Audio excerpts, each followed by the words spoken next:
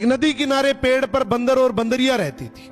एक दिन अचानक आकाशवाणी हुई कि आज रात को 2 बजे जो भी इस नदी में छलांग लगाएगा वो अगला राजा बनेगा। बंदरिया ने ठीक रात के 2 बजते ही उस नदी में छलांग लगा दी और वो एक सुंदर सी रानी बन गई। सुबह उठकर बंदर ने देखा उसकी बंदरिया नजर नहीं आई। उसने इधर उधर देखा और नजर पड़ी उस सुंदर सी रानी पे। तो बंदर ने पूछा, यहाँ एक मेरे जैसी बंदरिया रहती थी, आपने देखा क्या? तो उस रानी ने जवाब दिया, वो बंदरिया मैं ही हूं। कल आपने सुना एक आकाशवाणी हुई थी कि इस नदी में जो छलांग लगाएगा वो राजा बन जाएगा, तो मैंने लगा दी। लेकिन मुझे समझ नहीं आया कि ये आकाशवाणी तो आपने भी सुनी थी, फिर आपने क्यों नहीं छलांग लगाई?